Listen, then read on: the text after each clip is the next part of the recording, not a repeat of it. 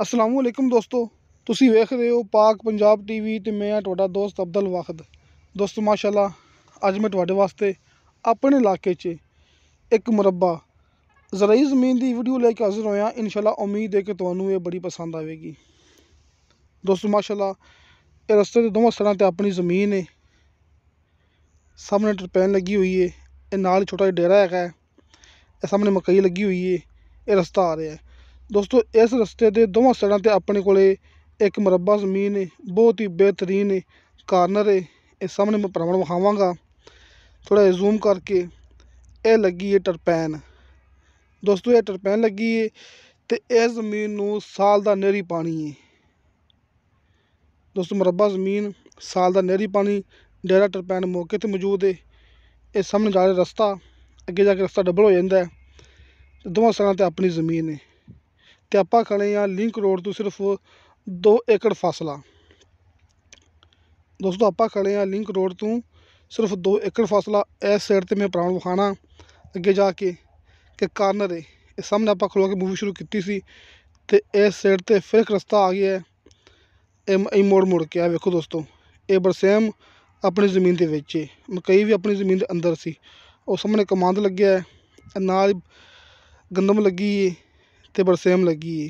दोस्तों ये अपनी ज़मीन अंदर फसल लगी है तो अपने कोले इत्थे माशाल्लाह पूरा एक मुरब्बा ज़रई ज़मीन का 25 एकड़ ज़रई ज़मीन तुहाडे भरावां दे बिल्कुल सामने।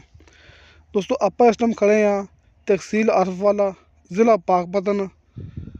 अं समझ लो कि तकरीबन कोई आपां नूं इत्थों पाकपतन नज़दीक है, कि पाकपतन आपां नूं नज़दीक है।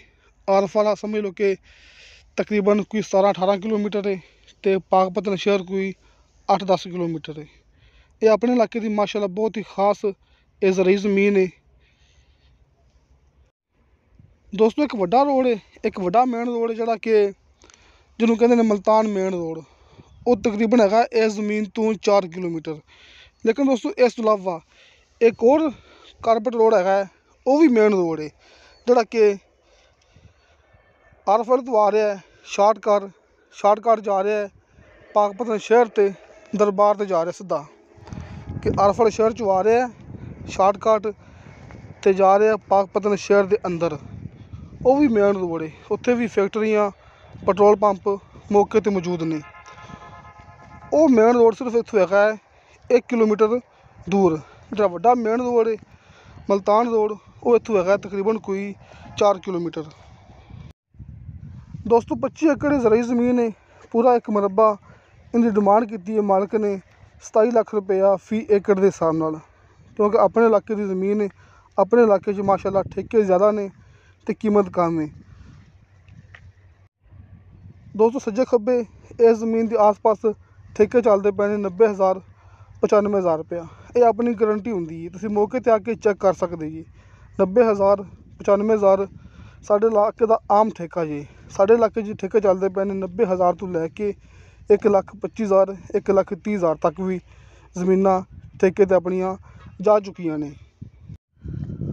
WhatsApp number and call number भरावां नूं सामने स्क्रीन ते मिल गया होना है, तुसीं अपने रबता कर सकते जी। इंशाल्लाह मिलांगे अगली वीडियो ते।